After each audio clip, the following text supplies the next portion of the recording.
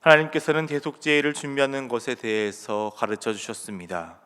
그리고 오늘 말씀에서는 실제로 대속제일의 모든 예식이 진행되고 있습니다. 그 시작은 11절의 말씀으로 시작됩니다. 아론은 자기를 위한 속죄제의 수송아지를 드리되 자기와 집안을 위하여 속죄하고 자기를 위한 그 속죄제 수송아지를 잡고, 대제사장인 아론은 먼저 자기와 자기 집안을 위하여 속죄제를 드립니다. 대제사장으로서 아론은 하나님과 이스라엘 백성 사이에 중보자로 서게 됩니다. 거룩하신 하나님 앞에 나아가는 자이기에 먼저 자신과 가족부터 죄 사함을 받고 하나님과 화목되게 된 이후에야 이 일들을 감당할 수 있게 됩니다. 그 다음으로 하나님께서는 특별한 예식을 진행하게 하십니다. 12절의 말씀을 보면 하나님께서는 아론으로 하여금 번제단에 피운 숯을 가지고 향로에 채운 후 향을 두 움큼 채워 휘장 안으로 들어가게 하십니다. 그리고 13절과 같이 예식을 진행하게 하십니다.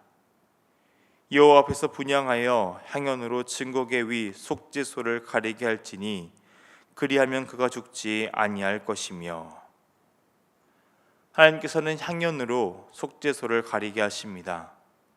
향연에 사용된 히브리어 아나는 구름을 뜻하는 단어입니다. 하나님께서 앞선 2절의 말씀과 같이 구름 가운데에서 속죄소 위에 나타난다고 선포하신 것 같이 가시적인 하나님의 임재를 뜻하는 것입니다. 또한 이 구름은 하나님과 이스라엘 백성 사이를 가리고 있습니다.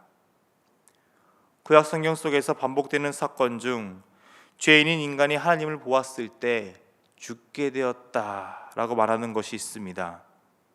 죄인이기에 거룩하신 하나님을 직접 보게 되면 죽게 됩니다. 그렇기 때문에 구름은 하나님과 백성 사이에서 완충적인 역할을 하게 됩니다. 지금도 지성소 안에 연기가 가득하기에 대제사장이 지성소 안에 들어갔을 때 혹여 실수로라도 속죄소를 보게 되어 하나님께 죽임을 당하여 심판당하는 일이 없도록 하시는 하나님의 세심한 발효가 이 예식 속에 들어가 있습니다. 이제 본격적으로 이스라엘 공동체 전체를 향한 정결 예식이 진행됩니다.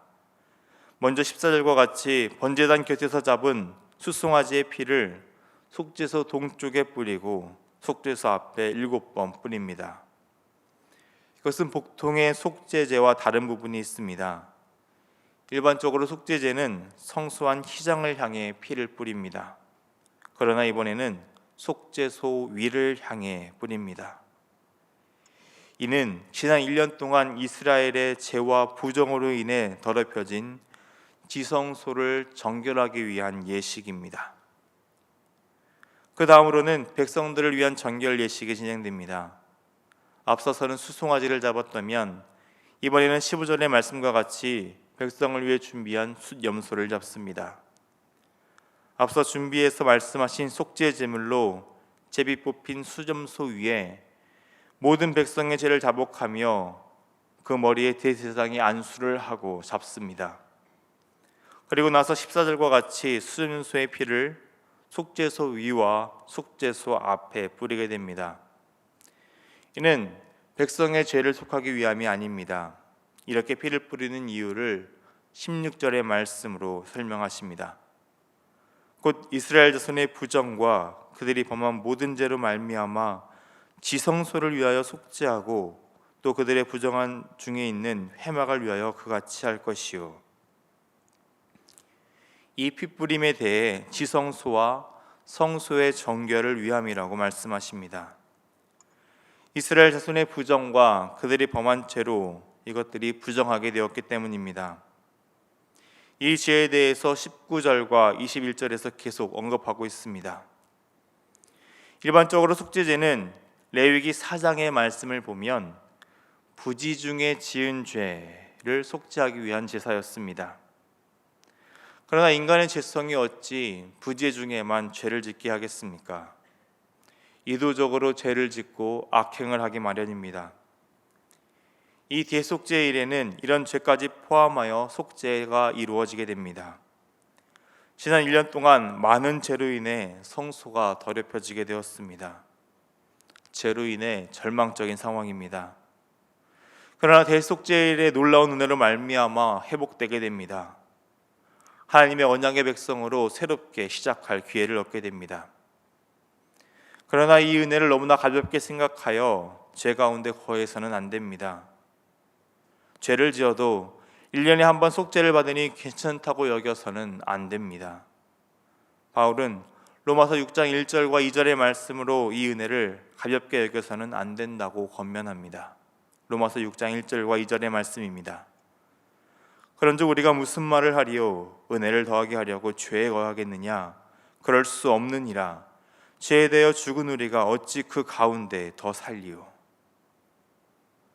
죄로 인해 지금 한 생명이 죽습니다. 한 생명이 그 죄를 짊어지고 또한 강야로 보내지게 됩니다. 이 생명을 결코 간과해서는 안 됩니다. 우리를 위해 죽으신 예수님의 사랑을 우리는 소홀히 여겨서는 안 됩니다. 죄에 대해서 우리는 무섭게 그리고 무겁게 생각해야 됩니다. 희생 없이 죄 사함도 없다는 것을 우리는 기억해야 합니다. 다시 오늘 본문의 대속죄일 정결 예식으로 돌아와 보겠습니다. 이제 마지막 절차가 남았습니다. 어제 본문에서 언급되었던 아사셀 염소에 관한 것입니다. 본문 21절의 말씀을 보겠습니다. 아론은 그의 두 손으로 살아있는 염소의 머리에 안수하여 이스라엘 자손의 모든 불의와 그 범한 모든 죄를 아뢰고 그 죄를 염소의 머리에 두어 미리 정한 사람에게 맡겨 광야로 보낼지니. 두 마리의 염소 중 제비 뽑혀 살아남은 염소의 머리 위에 안수하여 이스라엘 백성이 지난 1년 동안 지은 그 모든 죄를 전가시킵니다. 지난 1년 동안 미처 속죄받지 못한 죄마저도 다 아사셀 염소에게 떠넘기게 됩니다. 그리고 이 아사셀 염소는 이스라엘 백성의 모든 불의를 지고 광야에 접근하기 어려운 땅으로 내보내지게 됩니다. 이를 모든 이스라엘 백성이 보게 됩니다. 하나님 앞에서 자신들의 죄가 멀리 옮겨지는 것을 그들의 눈으로 생생하게 보게 됩니다. 광야에서 이 염소가 어떻게 될 것인지는 자명합니다. 동이 서에서 먼 것 같이 우리의 죄와 허물을 저 멀리 눈에 보이지 않는 곳으로 보내버리십니다. 매년 이 일들이 반복됩니다. 죄를 짓고 그 죄를 대신해 희생제물이 죽게 됩니다. 그러나 죄의 문제는 근본적으로 해결되지 못합니다. 그렇기 때문에 우리의 대제사장 되시는 그리스도께서 이 죄를 위하여 영원한 제사를 드리셨습니다. 세상 죄를 지고 가는 어린 양이 되셔서 성문 밖에서 고난을 당하셨습니다. 그리고 예수님께서 모든 죄를 사하 주셨습니다. 그로 인해 다시 죄를 위해 오늘 말씀처럼 우리는 제사를 드릴 것이 없어졌습니다. 그 은혜를 입은 우리의 삶에 대해서 히브리서 기자는 이렇게 살아야 함을 권면합니다. 히브리서 10장 22절의 말씀입니다. 우리가 마음의 뿌림을 받아 악한 양심으로부터 벗어나고 몸은 맑은 물로 씻음을 받았으니 참 마음과 온전한 믿음으로 하나님께 나아가자. 십자가의 영원한 구속의 은혜로 말미암아 우리는 하나님께 나아갈 길을 누리게 되었습니다. 그 보혈로 말미암아 의롭다 여김을 받게 되었습니다. 우리는 그 은혜에 합당한 믿음의 삶을 살아야 합니다. 우리를 넘어뜨리려는 악한 양심에서 확실한 선을 긋고 멀리하는 삶을 살아야 합니다. 사순절 기간을 보내며 참 마음과 온전한 믿음으로 하나님께 나아가시는 여러분이 되시기를 바랍니다. 우리의 죄를 용서하여 주시는 하나님의 사랑에 감사하며 그 은혜에 합당한 삶을 살아가시는 여러분이 되시기를 주님의 이름으로 축원합니다. 기도하겠습니다. 우리의 대제사장이신 예수님, 우리의 죄를 용서하여 주시고 조금같이 붉은 그 죄를 눈과 같이 희게 하신 그 큰 사랑에 감사를 드립니다. 죄로 인해 죽었던 우리입니다. 그 큰 속죄의 은혜를 누렸음에도 계속해서 죄의 자리로 나아가는 연약한 우리입니다. 그럼에도 한결같은 사랑으로 용서하여 주시고 그 보혈로 우리를 씻겨주시는 주님의 사랑을 기억하며 이 시간 주님 앞에 나아갑니다. 주님, 은혜에 합당한 삶을 사는 자가 되게 하옵소서. 주님의 보혈을 의지하며 분별된 삶을 살아가게 하옵소서. 확고한 믿음과 참된 마음을 가지고 하나님께 나아가며 소망을 품고 흔들리지 않는 믿음의 사람이 되게 하여 주옵소서.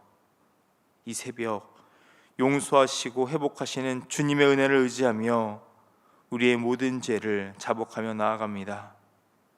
죄를 용서받고 허물을 벗게 되는 복을 누리는 은혜를 이 시간 우리 가운데 부어 주옵소서. 사랑이 많으신 우리 주님 예수님의 이름으로 기도드립니다. 아멘.